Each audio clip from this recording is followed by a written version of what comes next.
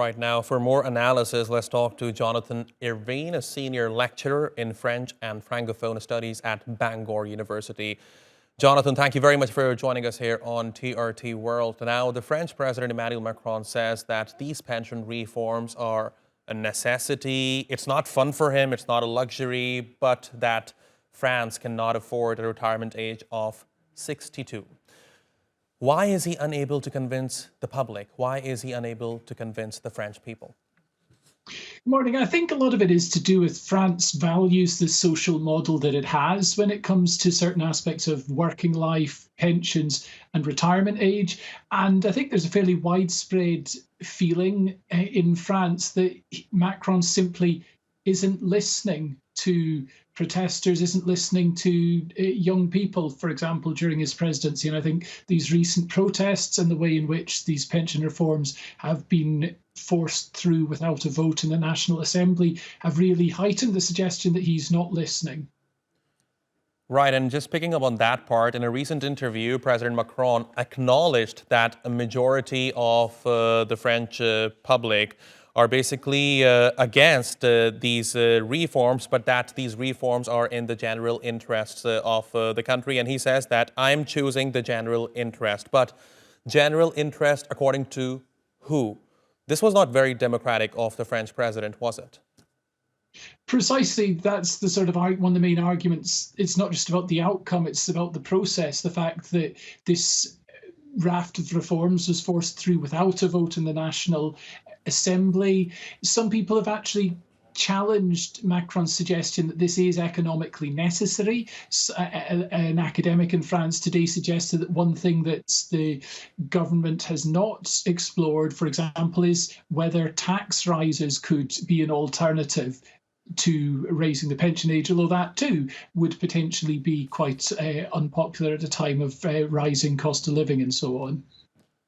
And Jonathan, do you see any similarities between these protests and the Yellow Vest movement? Because a lot of people are drawing parallels between these two. I think these protests are in some ways coming from different sources, and I think that these protests to do with retirement age and pensions are a bit more specific in what protesters are calling for and what they're protesting against, because the Yellow Vest movement is quite diverse, and it's sometimes hard to pin down to what extent everyone agrees with things, with the same calls to action, same issues. But what I think the Yellow Vest movements and these recent protests show is that when the history books are being written, the Macron presidency is one that's going to be characterised by periods of protest in France. Right, and Jonathan, in order for these protests to end, one side has to make concessions. Now, there are two sides right now, the French president and the protesters who are out on the streets, and both of them are not ready to make any sorts of concession right now. So how do you think this crisis would be resolved?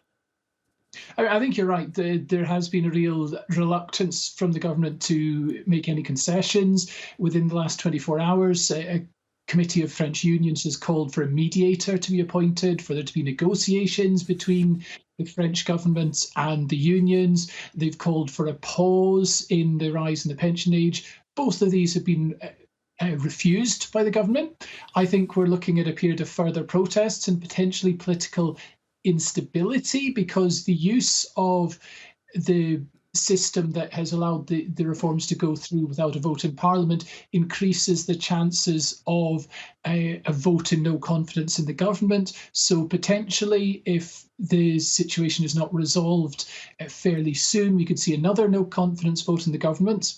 They only narrowly survived one fairly recently. So whilst maybe the presidency of Macron is not under threat, the future of the current French government and that of Prime Minister Elizabeth Borne could well come into focus quite sharply within the next weeks and months.